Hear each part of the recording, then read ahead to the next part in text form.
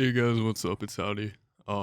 This video is just gonna be like a continuation of my previous video on how to solve all the season 5 crashes and errors, or at least like what worked for me. I know a few of you guys were asking for like the actual methods and how to do them and stuff.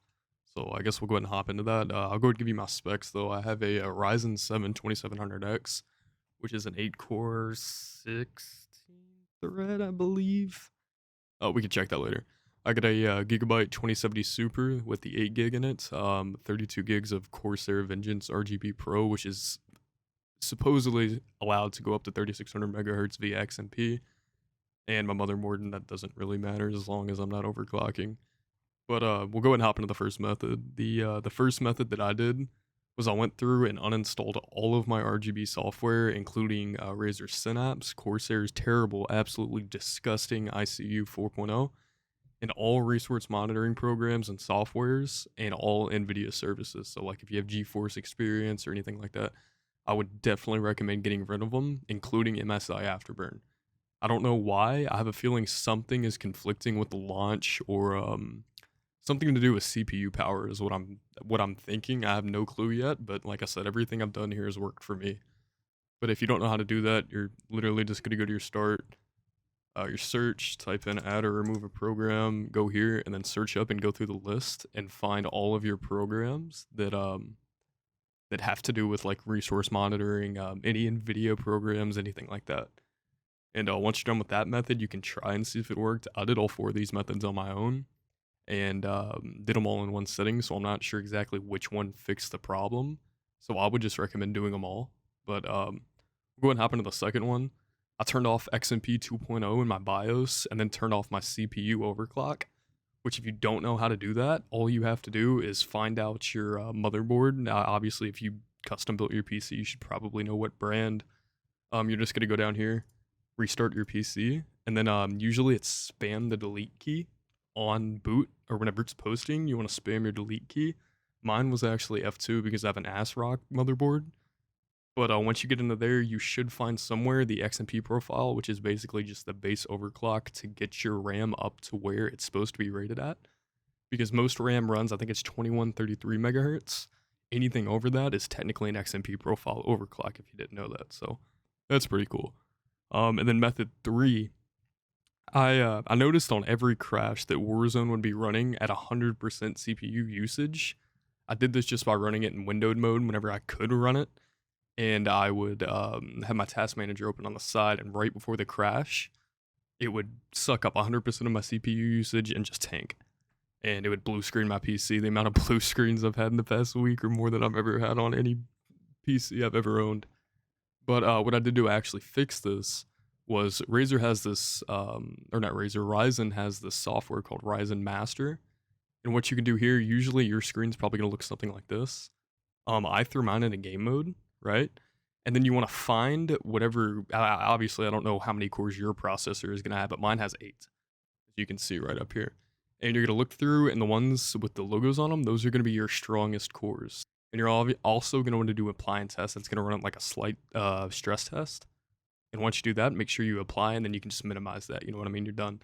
Now, Intel does have a software for this. I'd have to look into it. I'm not sure what the software is or how to use it, obviously, because I have an AMD and I don't, I have a Ryzen processor. I don't have an Intel processor, so there's no reason for me to really look into it. But I'm sure they have something like that. I think I heard from someone when I was asking people about the problems they were having. So after I did locate my strongest cores, obviously the 4 out of my 8, I went to my documents folder, documents, and then you're gonna have this Modern Warfare folder, right? You're gonna open this up, you're gonna go to players, you're gonna go open up this advanced options, .ini, and here you're gonna take, so for example, let me get a calculator up so you guys can actually see what I'm saying. So say for example, in my situation, I have 8 cores, right? 8 cores, and then 4 of those, which is gonna be half, are running like high priority for gaming and stuff. Those are my best cores. So that's going to be 4, right? Most people say to make this render work count half of your actual core count. That's what I was struggling with, right? So I was like, I'm going to dumb it down to 2 because obviously I noticed 100% of my CPU was being used whenever I was trying to run Warzone ever since Season 5. So I decided to take that, divide it by 2, so whatever number that your number may not be 4, right? It could be 6, it could be higher, it could be lower.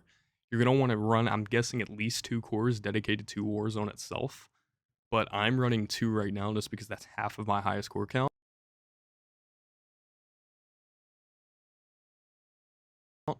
and that'll give me 2 right there. So I threw a 2 here. I think the video memory scale doesn't really matter. I think that just dedicates however much VRAM you're for example, I have 8 gigabytes of VRAM on my GPU, so that's obviously going to be different for everybody else. But I allocated 85% of that VRAM to Warzone. And once you do that, you're going to want to save that. And I don't know why it's trying to say, oh, because I have it on write only. So once you do that, obviously go to save. Mine's not doing it because I already changed. You're going to want to go to properties. Then you're going to go to read only right here, right? So the reason you do this right here, right, is so that anytime you launch Warzone, I know that some people's like settings get changed and everything. If you do this, it'll make it to where Warzone, oh, excuse me, it'll make it to where Warzone only reads the file and it won't edit the file. So that'll keep it from, changing back to what it originally was and you're back to having problems, you know what I mean? Alright, so for method 4, I actually went through and completely deleted all, like including the Battle.net launcher, Modern Warfare, and Cold War just for extreme measure because Cold War was crashing for me also. I just don't play that game, I fucking hate it. That's besides the point.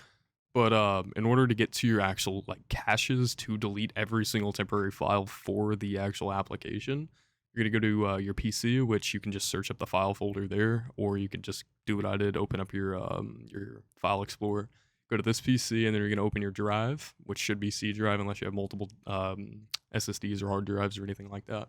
Go to your users, and then mine says user just because that's the name I put it in as, but should have your real name. If not, then you know, it might be user also. Just go to whatever user you're signed in on.